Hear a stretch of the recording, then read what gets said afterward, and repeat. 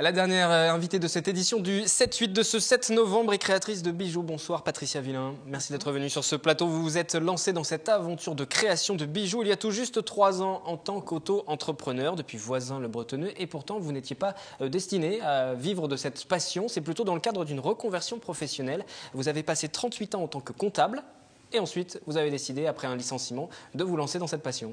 Tout à fait. Qu'est-ce qui vous a motivé pour vous lancer véritablement dans cette nouvelle aventure? En fait, j'avais fait quelques années auparavant des relookings de mes vieux colliers et j'avais eu beaucoup d'encouragement de mes amis, de certaines personnes en me disant tu as de l'or dans les mains, vas-y, vas-y, vas-y, et vas-y. Et j'attendais et le moment est venu effectivement au moment de mon licenciement. Alors, ça a été effectivement l'occasion de me lancer. Alors c'était il y a 3 ans oui. que vous avez lancé cette aventure en tant qu'auto-entrepreneur. Ça fonctionne bien aujourd'hui? Oui, enfin, je suis très satisfaite du résultat. Aussi bien sur le plan financier que sur le plan humain aussi, même de la liberté pour travailler. Parce que ça doit être différent de passer d'une entreprise, au cadre d'une entreprise, à passer être son propre patron et vivre de sa passion, ça change un petit peu. Voilà, le plan financier n'est pas le plus important pour moi. C'est plutôt la qualité de vie que je recherche. Et aujourd'hui, je peux dire que je suis pleinement heureuse de faire ce que je fais. Et vous avez l'intention de continuer encore longtemps? Tout à fait. Ça va se poursuivre. Oui. On va parler justement de ces créations. Quels sont les types de bijoux que vous réalisez? Comment on crée un bijou? Par exemple, celui que j'ai sur moi, en règle générale, quand je travaille, je me mets à ma table, je prends 2-3 perles et ça se fait tout seul. Vous ne travaillez pas avant avec des schémas, des dessins, vous réfléchissez pas spécialement au modèle? C'est très très rare. Il y a 1 an et demi, je suis revenu de Corse sur le bateau, j'ai eu des idées de création qui sont toujours dans un carnet parce que j'ai tout le temps des idées. Voilà, je vois 2-3 perles. 2-3 belles choses qui peuvent aller avec, je les associe. Et le reste, en fait, je m'assois à ma table et je travaille. Ça coule tout seul, en fait. C'est formidable. Dans tous les styles? Pour les bijoux, c'est vraiment tous les styles qui vous intéressent? Alors, il y a effectivement, je travaille un petit peu de temps en temps du daim, des choses comme ça, quelques colliers en bois. Je fais effectivement des petits colliers pour enfants. Je travaille plusieurs matières. Et il y a des choses qui ne m'intéressent pas, donc je ne les fais pas.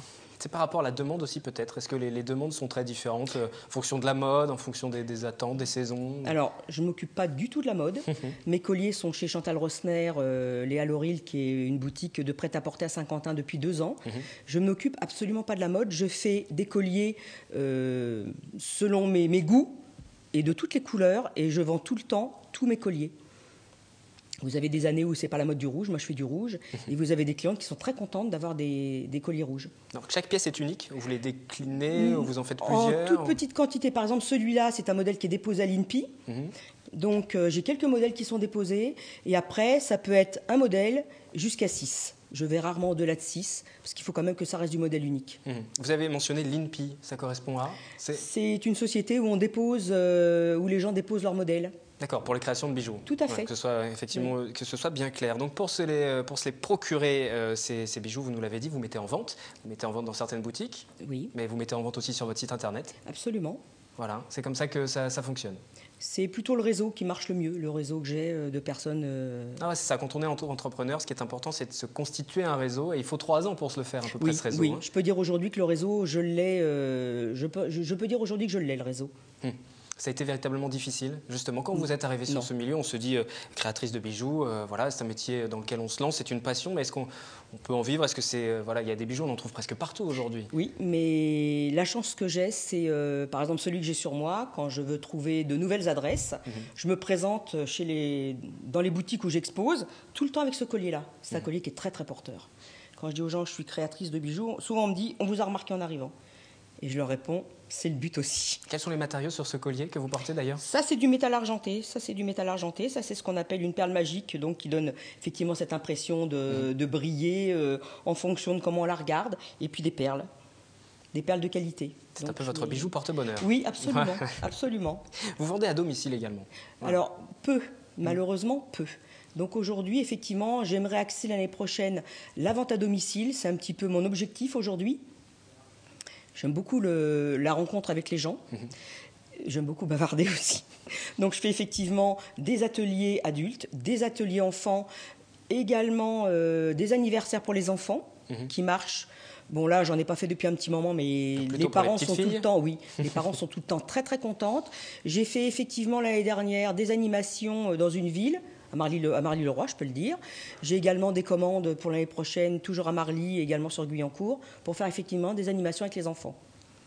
Donc voilà, et puis je voudrais aussi mettre l'accent cette année. Je vais faire deux choses dans ma ville, puisque j'habite à Voisins-le-Bretonneux. Je vais faire le Téléthon, donc je vais effectivement proposer aux enfants de faire des petits bijoux. J'ai fait l'année dernière Guyancourt, ça a très très très bien marché. Pour le Téléthon également. Oui. Hein. Donc cette année, ce sera, vous l'avez dit, un Voisins-le-Bretonneux. Hein. Oui. Et puis je vais faire également le marché de Noël de Voisins-le-Bretonneux cette année. Donc ça permettra aux gens qui ne me connaissent pas forcément, qui connaissent mes cartes de visite, parce que mes cartes souvent me disent ah, on connaît ça, mais on ne me connaît pas. Donc effectivement, j'aurai m'axer un petit peu plus sur Voisins cette année. Et le Téléthon permettra de reverser des fonds. Hein, tout à fait. Évidemment, pour votre participation sur ce rendez-vous. Il y a un rendez-vous également sur les différents ateliers que vous pouvez proposer le 10 novembre. C'est à Magny-les-Hameaux. Oui, absolument. Alors, il est complet. Mais bon, je le dis, je fais effectivement des ateliers. Là, Alors ça s'adressera à qui, même si c'est complet? Ça s'adresse à qui? Là, il y aura 7 adultes et 2 enfants. Une petite fille de 4 ans, une autre, je crois, qui a 6 ans, et après des adultes. Alors, qui vont faire effectivement ce qu'on vient de voir en ligne, là, les petits alus. Il y a des personnes qui vont faire des alus, d'autres qui vont vouloir se lancer dans une création. Donc, elles m'ont dit, tiens, Patricia, sur Internet, on a vu tel collier, donc moi, je vais amener un mélange de perles pour que la personne puisse faire effectivement sa création propre. Parce qu'il n'est pas question de copier sur ce que je fais, parce qu'en fait, c'est le but. Hein.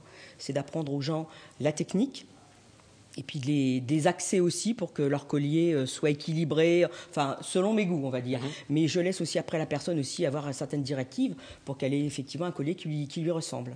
Et une dernière question, le prix? Est-ce que ça coûte cher de fabriquer déjà, de faire appel à vos services et puis de fabriquer son collier? Eh bien, les ateliers, vous voulez dire? Et les ateliers, déjà, les ateliers, je prends 6 € par personne. Et pour faire, par exemple, un sautoir, je prends 9 €. Et alors, en ce qui concerne vos créations, si on veut se procurer les créations, comme par exemple le collier que vous portez sur vous? Alors, le collier que j'ai sur moi, c'est le plus cher de ce que je vends. Il est à 48 €. Et puis, les petits alus que je fais pour les enfants, pour le Téléthon, par exemple. Le Téléthon, il sera en vente à 3 €. Et moi, je les vends 6. Et donc, ma gamme va de 6 à 48 €. Merci d'être venu sur ce plateau nous parler de vos activités. Je rappelle que vous êtes créatrice de bijoux. Vos articles sont en vente sur le site internet qui s'est affiché au cours de l'entretien. Pourquoi pas une idée cadeau pour les fins d'année. Il y a ces ateliers aussi à destination des enfants et des adultes. Merci à vous. Pour conclure cette édition du 7-8, je vous propose à présent de revenir sur les principaux titres du jour, les sujets que vous avez découverts au cours de cette édition. Une manifestation plutôt originale dans les rues de Versailles. L'association s'appelle L214. Elle milite contre la vente d'œufs issus de poules élevées en batterie. L'association a déjà collecté 25 000 signatures. Un concours difficile qui se prépare en 3 ans, un titre prestigieux, celui de MOF, autrement dit meilleur ouvrier de France. Dans les Yvelines, ils sont 7 lauréats, 2 d'entre eux étaient d'ailleurs en plateau avec nous ce soir au début de cette édition. Christophe Hatton qui est cuisinier et puis Véronique Abègre que vous voyez sur ces images. Elle a reçu ce diplôme de meilleur ouvrier de France pour son activité de peintre sur porcelaine, un travail délicat et très prenant.